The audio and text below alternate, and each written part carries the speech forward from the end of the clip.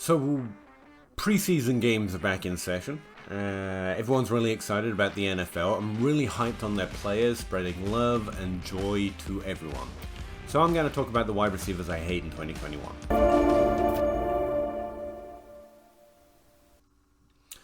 Alright, now be clear, this is not wide receivers I hate. It's the kind of wide receivers I hate, but we hate ADPs, not players, right? And also, I'm looking at it through specifically a 2021 perspective, but with a Dynasty lens. I don't know what your Dynasty lens is, but I have one, and I'm gonna tell you who it makes me less likely to draft in Dynasty Startups this year, heading into the 2021 season. Now, by the way, if there's a graphic up on this screen that keeps track of the names I'm saying, like, I don't know, like, give it a high five or something, because, like, I spent all day trying to learn how to do that, and so far I have failed.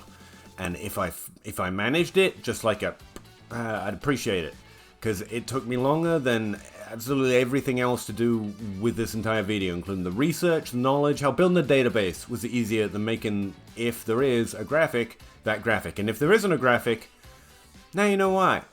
So just remember the names and stuff. Jeez. The first player I got on my list, wide receivers I don't like at their ADP for Dynasty Startups in 2021, is actually a bit of a 50-50 split. If you're having 10 Dynasty Startups this week, say, I would probably take this player in half of them and not take them in half of them, which means that I'm not out, but I'm not in, which is the typical way I play things. I can't be wrong that way. But really, I've actually written up an article this off-season, posted it on Patreon. It's been sent to DLF. So far they haven't published it. I guess they hate it too. I don't know. And this player was on the buy in Dynasty list, so I've literally made both arguments. Now, Cooper Adams over there at DLF and also on Twitter, hey Cooper, has made a strong case for CeeDee Lamb, and I'll link the article below, for him being drafted too high too soon, because he was great in college, he's been great in the NFL so far, and we're just really excited about a 22-year-old with that kind of profile. But he's not going to be a top 12 player this year. I mean, I don't... Like, that's why I decided to include him on this list. I'm pretty much down the middle, honestly, in the first two rounds, and I've tried to list a wide receiver from the first rounds 2 to 7 that I wouldn't draft, basically. And from the first two rounds, Michael Thomas and Devontae Adams make much stronger cases to not be drafted in the first two rounds in a Dynasty Startup this year, but I'm much more likely to lean on production in the first few rounds, because you're basically in a rebuild straight away if you mess up your first few rounds. I know, I've done it. Than I am in value, because value, despite what John Bosch says, I find it a little harder to predict. And here's the thing with CeeDee Lamb. I made the case to buy him right now because I don't care what happens this year. I don't think it's going to be easier to trade for him. Even if he finishes outside the top 24 wide receivers, which I do not think is going to happen, or even if he gets injured and misses the whole season, which everyone hopes is not going to happen, obviously. But no matter what happens, outside of like getting an interest in starting a business in Fiji selling lilos and leaving the country and never coming back, I don't see a way that anyone with CeeDee Lamb on their rosters is going to trade him to you for less this time next year. Like, I can't imagine a scenario. And there is that outside possibility that maybe it's Amari Cooper who decides to move to Fiji and start a lilo business. I don't think so. I think, actually, based on career arcs and the likelihood of breakouts, Amari Cooper is actually looking at potential height of production this year. Not a decline, because you're tired of hearing Amari Cooper's name. He's actually mid-peak of his career right now and might actually produce more than he has before. And that doesn't bode well for CeeDee Lamb. It still means he can be a top 24 wide receiver. It still means he's good. Still means he'll still be good next year. I also don't think he'll be cheaper to trade for, but he puts him on this 50-50 line for me. And that's why I decided to include him on this list, because I think most people know he's great. Very few people, or less people, are aware that everyone drafting him here, especially with Dynasty League ADP only being made up of 6 different drafts, I think everyone taking him does not expect top 12 production. I think that might be missed by the majority looking at ADP, seeing a 22-year-old with great draft capital and a good quarterback and a good outlook for 2021. Like, let's go. This is his top 12 breakout year. I'm going to win with CeeDee Lamb. Sure, but CeeDee Lamb isn't going to be a great help for it. CeeDee Lamb, you're not drafting him so you can get his points because all the players around him are more likely to score more points. All of them. And in fact, in the next few rounds, if you're going for production, you can get Allen Robinson, you can get Keenan Allen, who are more likely to outscore CeeDee Lamb. They're just older, and so their value is much more likely to decline over the next few years.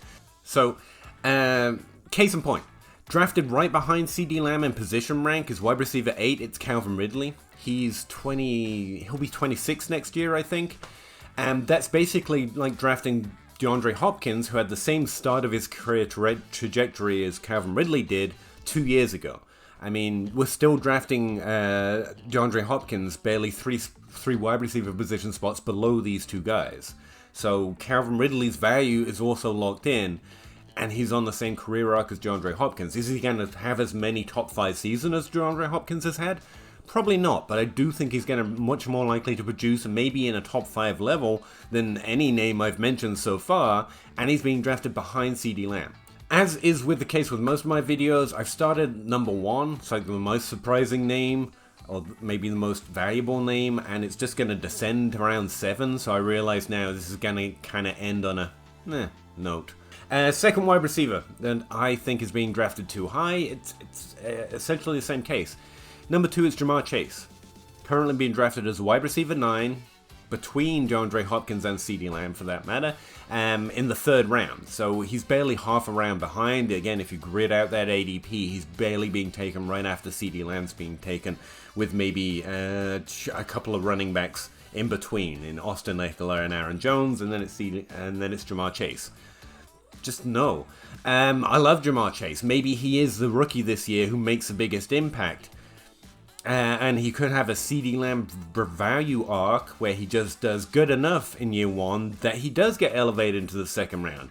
But all we're then saying is that he's going to be overvalued for 2 years in a row, which means he's much more of a sell than he is a buy. Again, in a Dynasty startup, I would take CeeDee Lamb in half of my drafts. In Jamar Chase's case, I'm probably taking him in a 1/3 of those 10 drafts, because you also have this much lower certainty that he's going to have a good rookie year. Not because he's bad, but because we're just bad at understanding or predicting or guessing the future of what good player is going to enter the NFL and not have reality conspire against him.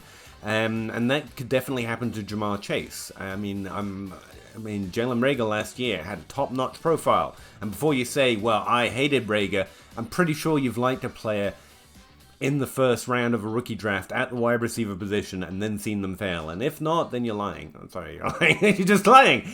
And you're taking all of that risk ahead of all of that production, like I was just mentioned. Michael Thomas, no, but you do have DeAndre Hopkins. You do have Terry McLaurin, who's been productive in the NFL and very much represents a floor that Jamar Chase could hit, if nothing else, and is entering his most likely top 12 breakout year. Like, you're just giving up too much. Jamar Chase is a good... That's why I'd take him in a 1/3 of those drafts.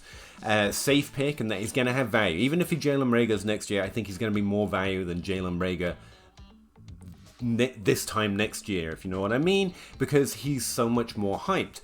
But Jamar Chase's ADP just reads as, now we think every year is 2020. Like we saw every year was 2014. And I know you feel like you're not overreacting like that, but if Jamar Chase in the 3rd round sounds like a good idea to you, maybe go back and look at what you thought last year about CeeDee Lamb, because he wasn't being drafted there, and we love CeeDee Lamb. So yeah, this reads as an overreaction to 2020 to me. So the first 2 picks, especially in that 2nd and 3rd round, they're much more I'm leaning production, maybe even running back or tight end over the value potential of those younger wide receivers. Part of the reason is we get the majority of our breakouts and the majority of our huge value shifts between rounds 4 to 7, especially at the wide receiver position. And so both of those 2 players are being priced out of that area, so we either get it and we get what we pay for, or we don't get it and we've just wasted two of the most valuable assets we've ever seen in Dynasty. My next few picks are much more about value than they are Dynasty, or my next few picks that I would not make, to be clear. Number 3 is Robert Woods. I'm sorry, I don't get Bobby Trees. I don't get it. I know the Rams skill position players are being drafted outside their positional rank value. I get it. They should be in the top 24.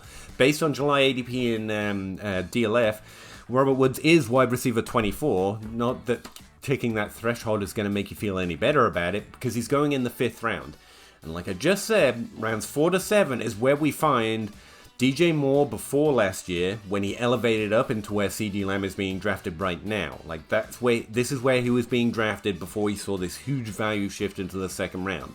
Justin Jefferson, all the rookies that have ever done well and broken out, which is why I'm starting to worry about Jamar Chase, haven't been drafted above the 3rd round fall. They've been drafted round 4 to 7. That's where we kind of put the rookie value, because there is that uncertainty of their production, and we tend to lean on those veterans we know are more likely to produce at least some point in the future, compared to rookies who could well just bust out by the end of an individual season. And with a dynasty lens or a dynasty perspective of it, we try and project out at least a couple seasons that we're not going to completely bomb our team in the first 3 rounds of our startup. So that's where it tends to be where we put them. And right now you can get Rashad Bateman, you can get Jerry Jeudy from last year, who actually had a good rookie season, which is the other problem with Jamar Chase. He could have a good rookie season and then a taste, the way that season tastes can just not be good. Yeah, it had an aftertaste. I didn't like it. And he can actually fall around in ADP despite having a good rookie season. Like, there's a immense amount of ranges that even a good rookie season that could happen to someone like Jamar Chase, or CeeDee Lamb for that matter, going into his sophomore year, that those two ADPs really aren't taking into account. Now, outside of that, Robert Woods is being drafted ahead of Cooper Kupp, who has a volume role on that offense, and I really don't know that Matthew Stafford has a history of supporting more than 2 fantasy-relevant wide receivers, one, or skill position players, one, for sure, but a large part of that was Calvin Johnson, and I don't see a Calvin Johnson on this team, and where Cooper Kupp plays, and the way he plays, and the role he plays on that team gives him the value expectancy. And so you're basically betting on a wide receiver who will never have more value, catching a lot of touchdowns in round 5, right around the range where you could have drafted DJ Moore, CeeDee Lamb, and Justin Jefferson over the last 3 years alone. Like, that's the guy you're taking. It's not that wide receiver 24 is too low, it's that round 5 is too much of a valuable range in a dynasty startup to take a Bobby Trees. I mean, if you really want production, you could have got it epically earlier just by fading CeeDee Lamb and Jamar Chase, and now you're trying to get the next CeeDee Lamb, which is a very high hit rate category in these rounds, this year. Be a year ahead, not a year behind. Dynasty's not hard. Please stop making it difficult. It's not even that I don't expect Robert Woods to be good this year. Actually, I kind of do. I think he's going to fall outside the top 24. I think Cooper Kupp's the guy, and he even might have a higher range of outcomes than we've seen from him in a while because of that volume role and the improvement at quarterback. But his value's definitely dead.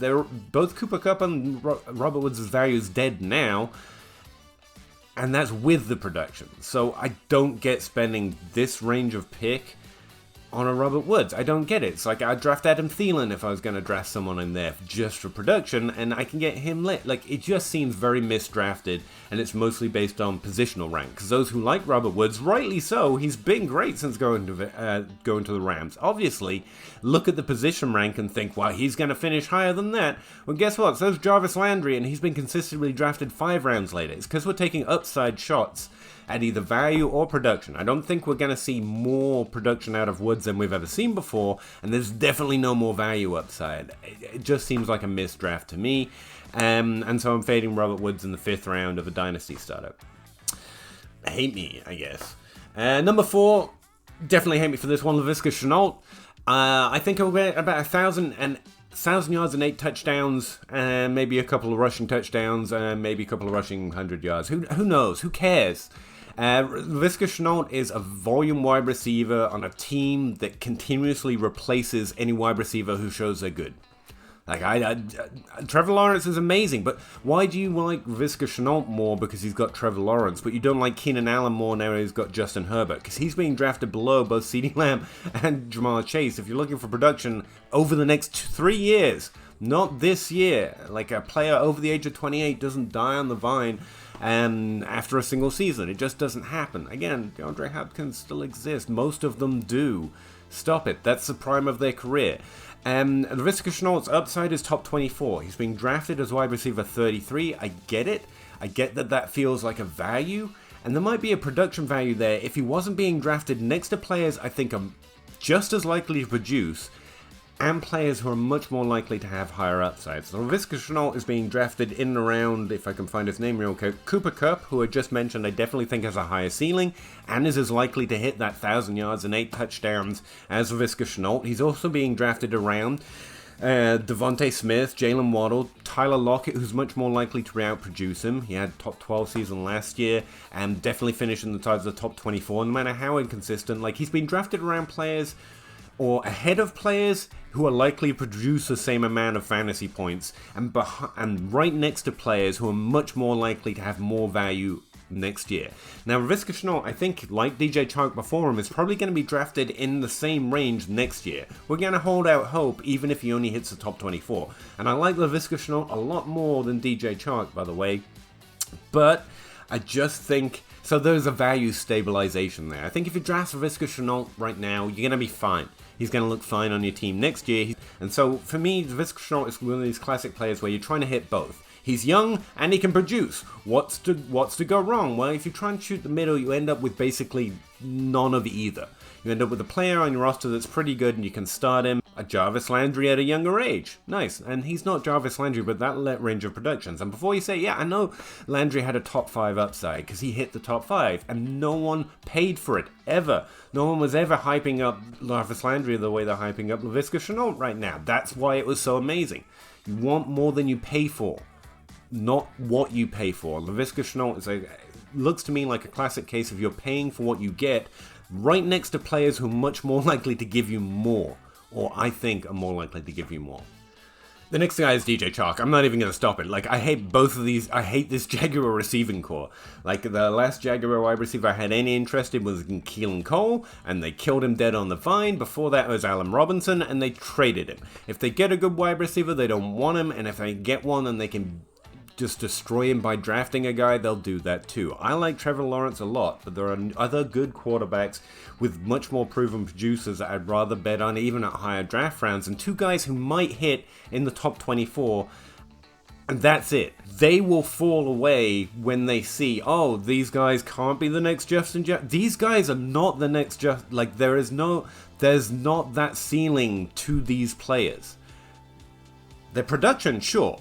But if you're drafting for production in this range, or I would strongly consider or suggest you go back and look at the history. In this range of ADP for wide receiver, you are looking to shoot the moon.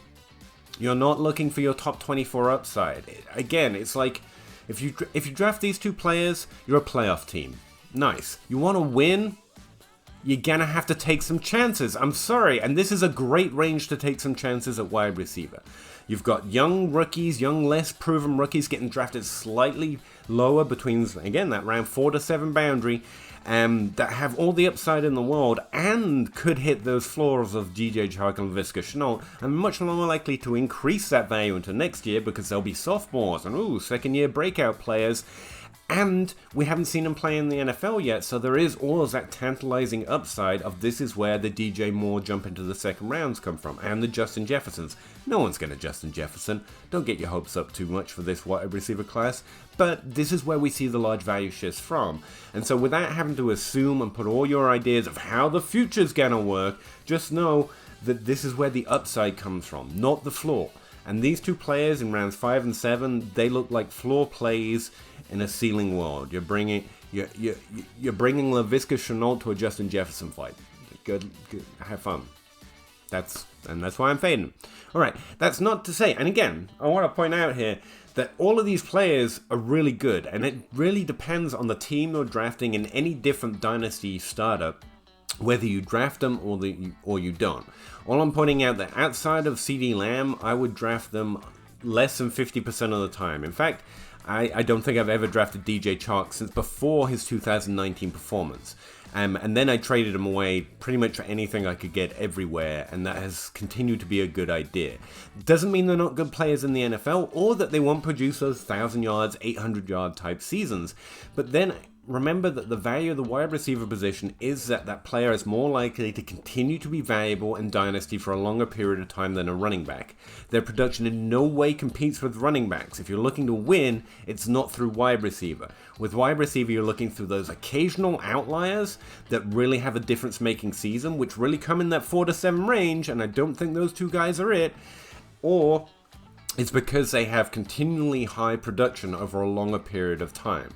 So yeah, it's worth putting all that together. Now, if those two players are still on your I think they have top 5, top 12 upside list, then you would choose different players. But that's definitely the process I would be looking at in this area of the startup. It's who has that massive value shift range of outcomes. And I don't think either of those two players have it. I don't think Robert Woods have it. I think CeeDee Lamb and Jamar Chase have it, but they're already being drafted where we would elevate them to if they hit that kind of production. So I've no idea what we're going to do with them next year, because they're probably both going to be good.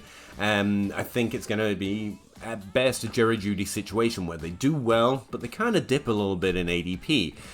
Again, per my article on DLF, I don't think that makes them easy to trade for. I hope you grab Jamar Chase in your rookie draft, which I said on Dynasty Crossroads was literally the only player I was trying to walk away with. And I walked away with none of them because everyone saw that coming. And CeeDee Lamb, I hope you traded for him or drafted him in his rookie season as well, because we're too eager right now, coming off the 2020 season, to hold on with white knuckles to our young wide receivers, which means it's time that we draft the older wide receivers early to get that production, and we take our value shots in this range 4 to 7.